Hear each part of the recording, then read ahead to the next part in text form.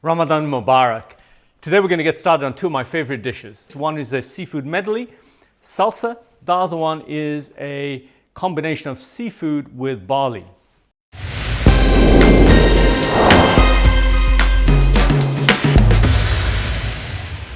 The most important thing about getting the best out of your fasting is how you break your fast. So today we're going to create two dishes. The one is a fish medley, incorporating some of these ingredients. And with that, I'm going to put barley. The other one is going to be a fish salsa, and we're going to have these ingredients part of it. The salsa could be somewhat hot, or you could cool it all down. I've prepared some of the side dishes and cooled it down. I'm going to boil the fish for you. To get things started, I'm going to get the fish ready whilst I get the rest of the things moving. So here I have water that's come to a boil. I'm going to put a teaspoon of turmeric and a quarter teaspoon of garlic. Just going to let that stir. Put in about a teaspoon of salt. So in it, I'm going to just throw in the whole fish. They're whiting fish fillet. You can use almost any fish you like. I think a white fish would be the preferable choice. So whether it's cod, sole, sway, got a lot of choices out there. Okay, that's going to take about 10 minutes to cook. So put the lid back on, turn up the heat, let it boil a little bit. Here I've got the water boiling. I put in a teaspoon of salt, and in it I'm going to put my barley. So use your own measuring cup. For 1 cup, that's enough to feed 4 people. This is obviously not a cup, it's an espresso cup. So you can imagine that maybe 2 of these would be equivalent to 1 cup. So I would put equivalent to 1 cup in here. That's all we need, because we are going to fill the dish with the proteins and the mushrooms. So put the lid on until it starts to boil. What will inevitably happen, of course, is it's going to try to boil over. Then I'll just open up the lid. So in the meantime, I've warmed up my skillet. Now I'm turning it down. You can see the flames coming out. The best thing about a hot skillet is that when you put in something like coconut oil, I've got some separate here, that even when you let the coconut, like a dessert spoonful, you coat the pan and you create a non-stick. So now that it's hot, I've kept it down a little bit. This dish is very, very simple. The creaminess will come from the coconut. You can substitute the coconut with dairy and, frankly, cream. I'll get my creaminess and the saltiness from my butter. And so essentially, most of the flavor is going to come from the food itself, the fish and the mushrooms, and just a little garnish. I won't put any turmeric in this dish here. So what I'm going to do is start preparing the mushroom and let that oil cool down a little bit. Now, you have to bear in mind the mushrooms are going to reduce in size. Most of it's water. And so even though they look quite big here, so the bigger mushrooms I'm going to cut into smaller pieces. You know, mushrooms are very detoxifying. There are a whole species of mushrooms. I think having diversity is the key. I'm not a mushroom expert, but you know, the black mushrooms are very good at detoxifying the liver. I can turn up the heat a little bit more now and just go ahead and put the mushrooms in there. As it's going to be cooking through, I'm going to go ahead and add half a teaspoon of garlic. When you have protein like fish, you know, garlic goes very, very well. Many of the vegetable dishes, I won't put the garlic in. It sort of just enhances the flavor. You know, garlic also is a great detoxifier. Things like garlic and onions, they have sulfur in them. So those are very, very good at supporting the liver in the detox process. Because it's sticking a little bit, I'm just going to go ahead and add my salt now. That will bring the fluid out. And you know, the salt is to taste. That'll bring the fluid out of the mushroom so it won't stick as much. So here it's getting a little bit liquid because I've got the salt in there, pulling out some of the moisture. Because what happened is that the mushrooms are like sponges. They sort of sucked up the oil very quickly. That's why I had to bring the water out of the mushroom and then add just a little bit more. So it's still sizzling, not as much, and it's softening. So now's the right time to think about adding the other proteins. This is the one with turmeric, and the fish is flaking away. That's all I need. It's almost cooked. Another, I said 10, I think it's going to be less than 10 minutes. So we don't want it to totally fall apart because I want to just cut it up myself. And then I just want to make sure that This one is working well. It hasn't quite come to a boil, so I'm turning that up a little bit more. And now it's boiling a little bit. So now as I'm checking on those things, I can see that my mushrooms are getting well done here. And halfway is all I want, because the fish literally will take only 2 or 3 minutes. So I put the salt in earlier on. Black pepper, 1/4 teaspoon. I like half. You can always add more, so don't go over the top with adding too much at the beginning. And here you could put in maybe, this is like a dessert spoon. You know what? Use Be Consistent dessert spoon. You'll see how rich coconut. If I put like 4 of these in, 1, 2, 3, and 4. Look at the color change. Look at it, becomes creamy. So coconut milk serves 2 purposes for me. It's like a milk substitute, but it's really a cream substitute. And because it's full of MCT, that's medium chain triglyceride, it's a good fat that I don't even measure. I just put it in. So just put as much as you want. You can't go wrong, because the more you put in, the more creamy it's going to be. For some people, they may just feel that it's going to taste too coconutted, but as I said, I think that we like the coconut flavor. So what's left now is to put the seafood in. And so before I put them in, the cod is the only one that's kind of raw. The shrimp is sort of salad shrimp. It's already ready cooked and frozen. I defrosted it. I'm just going to cut it into cubes.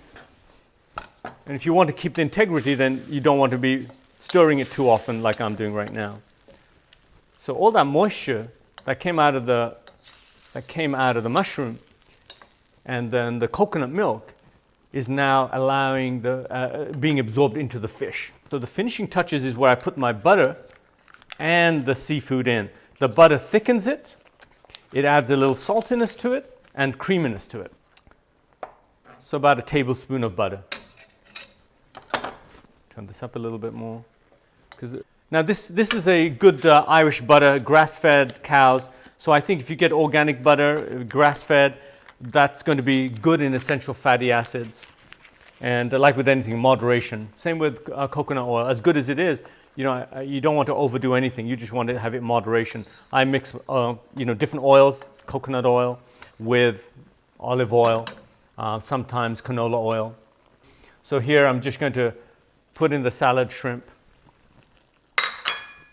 I don't want to overcook this, because the final cooking is when I add the barley. So the barley was boiling over a little bit. Let's see where we are now. So I can already tell it's only half done, because there's more of a solid white look in the middle of the core. When it's done, it's more puffy, softer, and more clear. You can see almost through it. That's why they probably call it pearl barley. I'll give this a quick stir. See, the butter hasn't even melted yet. And as you know, the shrimp is already pre-cooked. So I want to turn this off and just put this on the side. Because when the barley is done, I'm going to put the barley in, mix it together, and the juices from here will then get absorbed into the barley. So we'll get that going. For the fish, it's cooked. I'm going to drain it right now.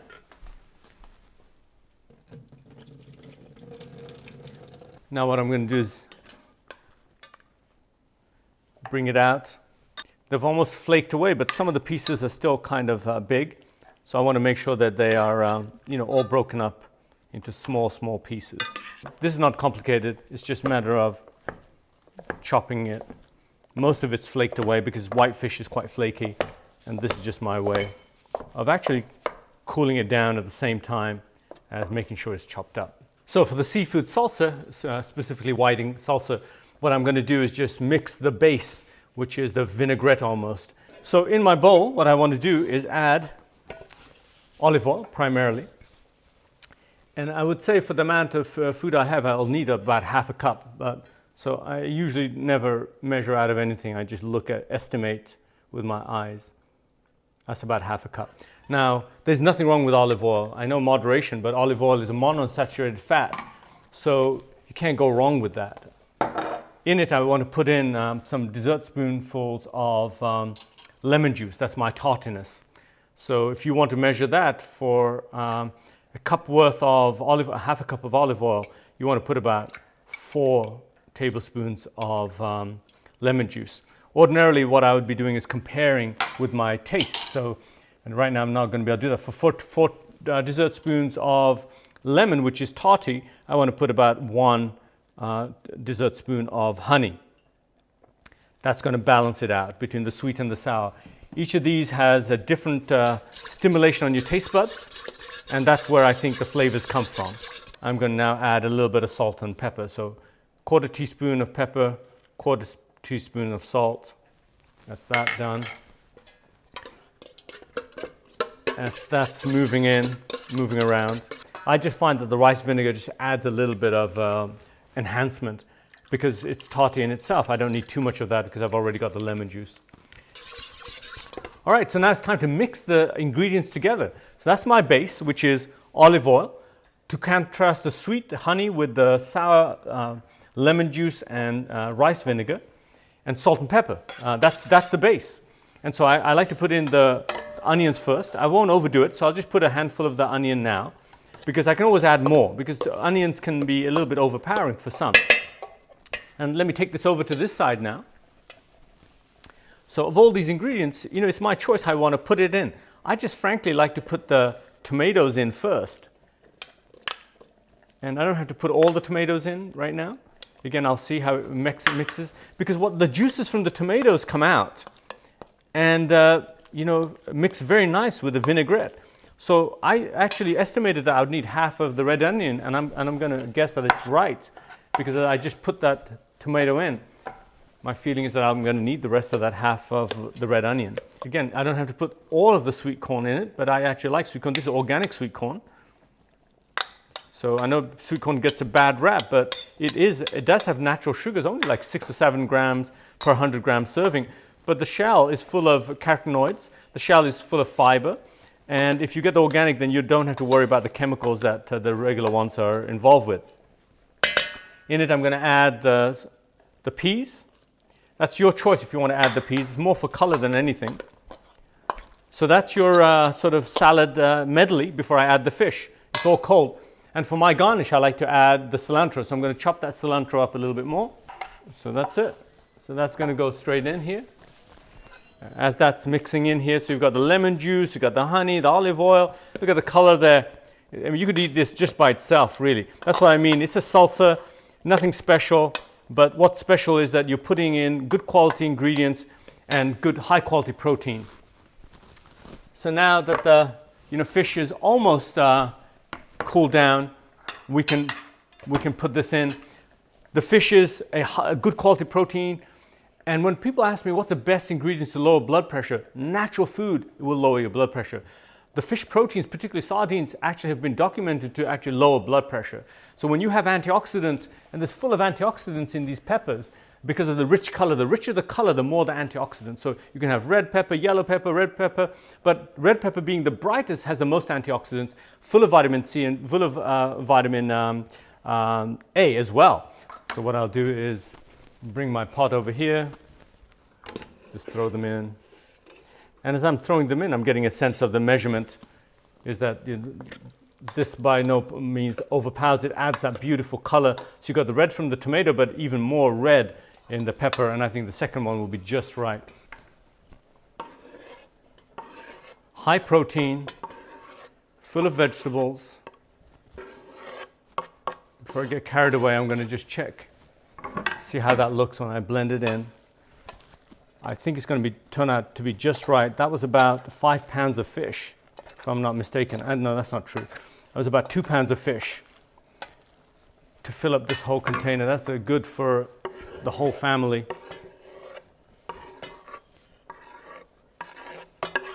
The only thing I would say is that you may have to add a little bit more salt, because I added salt when I cooked the fish. I put a little bit when I made my vinaigrette. That's perfect. That's my seafood salsa. Now, as the barley was almost done, like 5 minutes left, I could have put it in here, because that final bit of cooking would have allowed the juices from here to be absorbed into the barley. So it's not too late. If I look at the barley now, I think that it's pretty much cooked, but there's just about 5% left, which is perfect, because as that's heating up, I'm going to drain this and bring this to a boil. That's it. Let all those flavors mix in together. The final cooking. So what will happen is that liquid is going to get absorbed into the barley, and the rest will evaporate.